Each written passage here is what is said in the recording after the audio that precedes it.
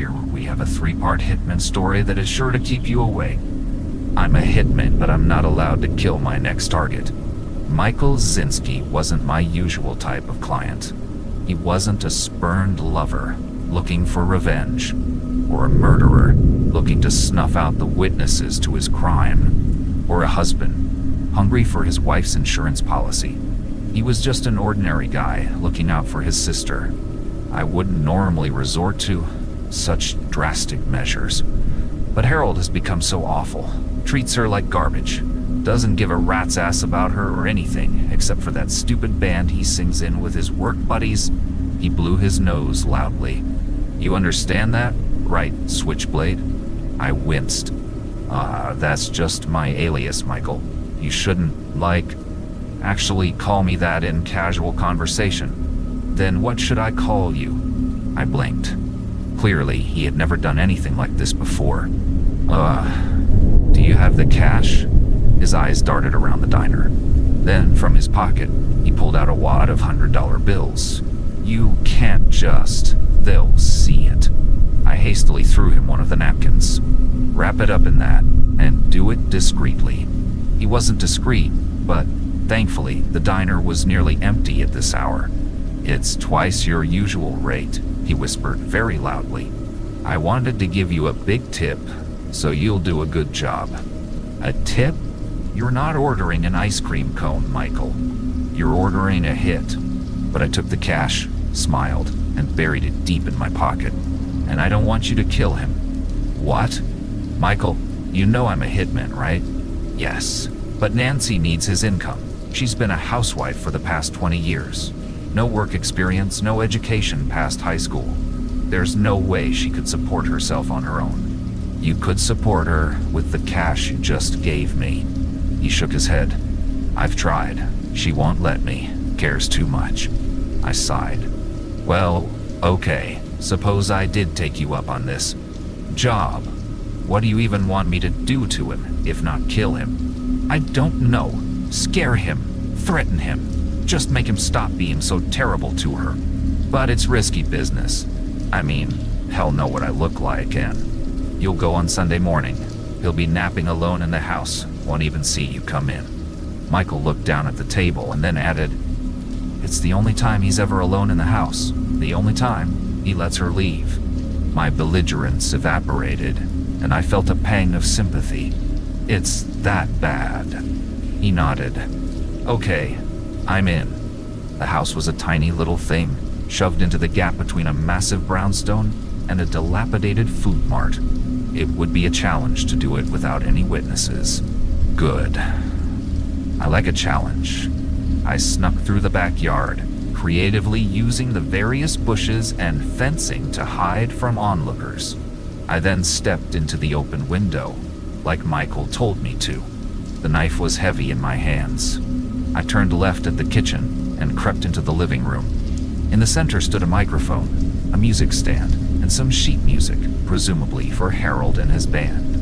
Nancy's needlepoint supplies were pushed into the corner, taking up as little space as they possibly could. I walked into the next room, and there, in the armchair, sat Harold, fast asleep. I retrieved the chloroform from my pocket. With the grace of a dancer, I lay it against his nose, and then I set to work. I visited Nancy myself a few weeks later. I like to do that sometimes. Pose as a friendly neighbor, see how their lives have changed in the wake of my work. Yes, I know it increases my chances of getting caught.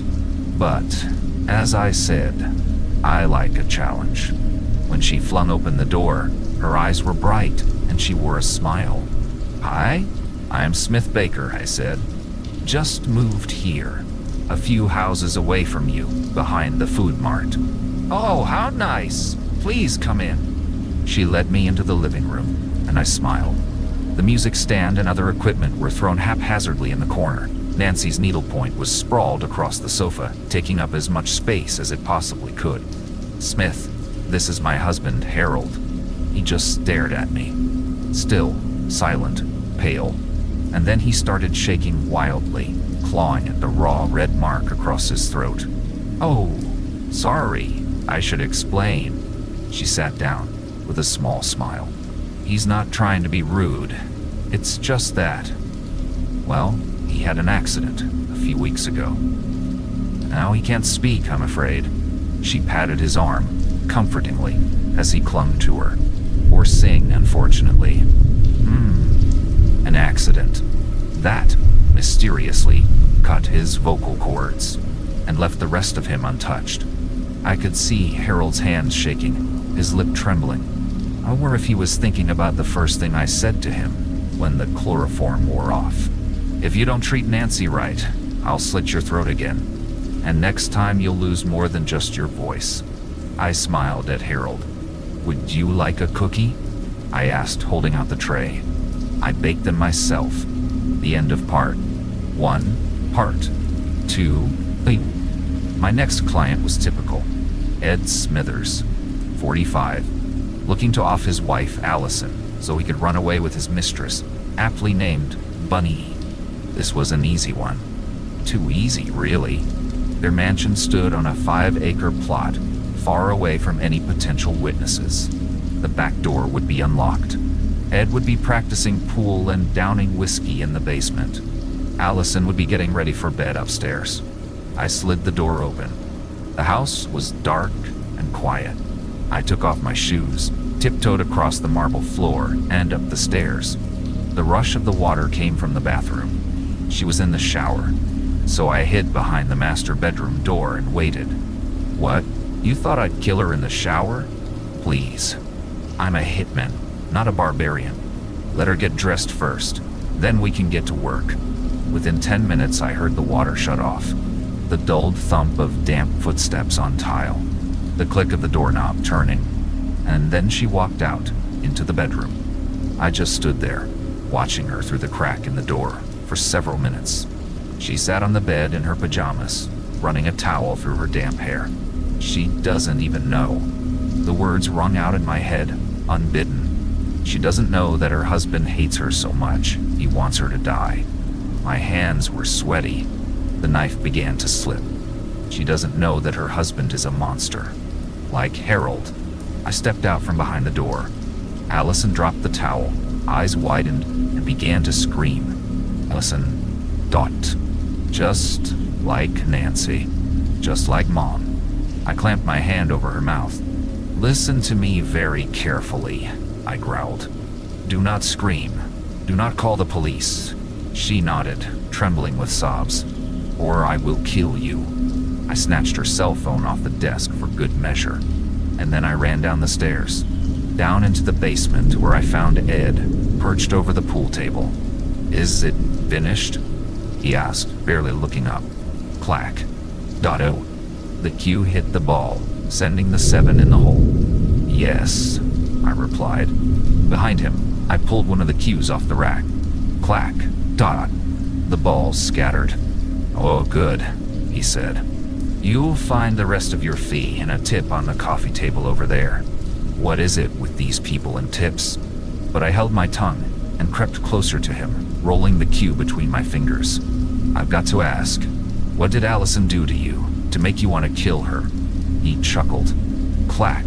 Dot. Ite. The 9 sank in the hole. She got old. I pulled the knife out. And then, well, I won't give you the juicy details. Let's just say this. He's not going to have sex with Bunny ever again. Harold spoke to the police, you know. Or, well, didn't speak. Wrote talk to. Michael slid the sheet of paper across the table. 5'9", 150 pounds. Oh, that's very flattering. I'm barely 5'7" on a good day. I began to laugh. And that's a great police sketch. Look at that jaw, chiseled and manly. How can you be so casual about this? I laughed. This isn't my first rodeo, Michael. But they're going to catch you. They have a sketch, Harold's testimony. And what's that worth? I laughed. Judging by the twinkle in Nancy's eye, she knows damn well what happened. She's not going to back up his story. Besides, I called in a favor. What? Let's just say I have quite a few friends at the hospital. I don't understand. Hospital records now show that, tragically, Harold Smith had glottic cancer. So a few weeks ago, he decided to get a vocal cordectomy. I plucked the last cheese fry off the plate. Harold's testimony will be seen as nothing but the ramblings of a crazy old man. That's brilliant. But to be safe, I dyed my hair from brown to blonde. Oh, is that why you were wearing the hat? I sighed. Yeah, I kind of messed it up. But Brittany at the salon will fix it. She owes me a favor. I killed her uncle at half price because I wanted to impress her. I wiped the grease from my hands on a napkin. Turns out, she had a boyfriend the whole time. Michael just stared at me, blankly. Anyway, the whole reason I wanted to meet with you is because I wanted to ask, do you know of any other evil people, like Harold? What? I'm hanging up my hitman's hat or noose?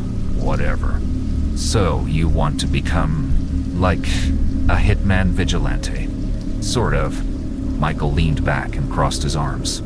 Not that I know personally, but there's always Black Widow. What? That's what I call her. You probably know her as Femme Fatale. That's what the media calls her. She's the one that killed that rich couple in 10. Or, well, I guess she didn't kill them. She tied them up alive. They're 3 golden retrievers. He trailed off. Several other deaths were linked to her over the years. One recent. But they never caught her. Wait, how do they know it's a woman? Long brown hairs were found at the crime scene, and they calculated her stature to be pretty short, I believe. I suppose I'll give it a try, I said with a slurp of Coke. It's not like I have anything better to do. After pouring hours into researching Black Widow, I pinpointed a possible location. There was an abandoned house at the end of April Lane. The police had found one of the murder weapons there a few years ago. She was long since gone, but maybe I'd find some clues inside. I stepped over the dilapidated fencing. The house was pocked with patches of rot, and the whole thing leaned askew, as if it would fall any second. The windows were all shattered, and so I had no problem getting in. Unfortunately, it appeared to be completely empty. I walked up the stairs anyway, my flashlight catching clouds of dust swirling in the light. I walked from bedroom to bedroom, praying the creaking floorboards wouldn't snap under my weight. But when I entered the final bedroom, my heart soared. There was an old board, nailed to the wall. Scraps of notes and photographs covered it. Why didn't the police take this in as evidence? I thought. But then I realized the film of dust on the board was far thinner than the rest of the house. It was new. And one photograph was pinned in the center. A man with brown hair wearing a black hoodie walking down Main Street. No, die. My heart began to pound. It was me.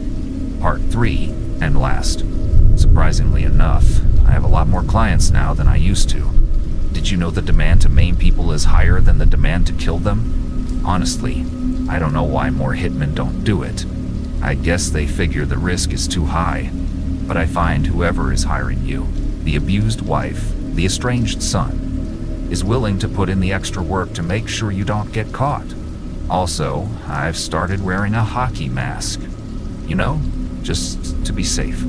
It's actually great. The victims are much more scared of me now.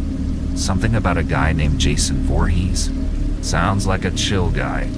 So I've updated my credentials on the dark web, which is not nearly as scary as you guys make it sound. Sure, there's lots of drugs and porn, but there's also some really nice people on there, like me. And on Tuesday evening, among dozens of messages from clients, there was a message from Silver 4239. Please call me. Wendy, I'm there. That was the entire message. Now I understand not putting your desire to stab the hell out of your ex-boyfriend in writing, but this was shorter than usual. When I called, a young woman's voice answered. I don't have long, she said in a hushed whisper. He's threatened me. I'm not supposed to talk to anyone. Don't worry. What do you need? I can't say more. Just come to our house, 12 Thistle Drive, on Wednesday night at 10 p.m. The back door will be unlocked, and bring your switchblade. I laughed. That's actually just my alias. I use a normal knife. It's a lot easier to... Click. Dot. Hello. I shrugged and set down the phone. The house was much smaller than my usual clients. Probably won't get paid for this. I ducked around the bushes into the backyard, though I guess I could do it pro bono. She sounded pretty upset. I found the back door unlocked as promised. I slipped into the dark kitchen, taking off my shoes at the entrance. The house was even uglier on the inside. The only nice thing about it was a huge painting, hung next to the front door, of a man standing on the beach with his child. She didn't tell me where to go. I shrugged, pulled out the knife, and crept up the stairs. Creak. The faint squeak of a door. I whipped around, but all the doors were shut tight. Which one first? I thought, glancing around the hallway. Judging by the cracks under the door, all of them led to dark rooms. Clink. And then the rush of water. Ah, the bathroom. I grabbed the knob and twisted it. The faucet was on. Water was filling up the sink, splashing out on the counter. But the bathroom was quiet and dark. No one was there. I walked over to the sink. With a gloved hand, I had twisted it off. And then, from behind me, from behind the shower curtain, a hand shot out. It grabbed me, pulling me back by the collar. I went flying. Crack. Dot. B. My head slammed against the side of the tub. I tried to scramble up, but the cold steel of a knife pressed against my neck, and I froze. "You're early," the voice said. I looked up. A woman crouched over me, petite, with brown curls and piercing blue eyes. She looked almost as if she'd gotten dressed up for this, red lipstick and a long black gown. No, she smiled. "You're Black Widow, aren't you?" "I prefer Ray," she said, pulling off my mask. "Did you bring a switchblade like I asked?" Her right hand nimbly felt my front pockets. "No, don't." "Oh well, I thought it would be poetic. To kill Switchblade with a switchblade." She pushed the knife harder against my throat. "Why do you want me dead?" I glanced at the floor. My knife had fallen in the scuffle and lay several feet away. "Damn it. Someone asked me to kill you?" "A family member of one of your victims, I assume. And they're willing to pay a lot of money," she replied. "I need the money. It's nothing personal. But you still have enough money to buy fancy gowns to murder people in, apparently." She shook her head, her brown curls falling around her. "No, I only have the one. I take care of all my victims in this gown." "That's kind of gross." I wriggled my arm away from where it had been in contact with her and slid it underneath me. "Don't worry, I clean it every time." I laughed. "Must be one hell of a dry cleaning bill." "It's nothing personal, Switchblade. In fact, you seem quite charming and under different circumstances." Her right hand trailed up my thigh as her left kept the knife against my neck.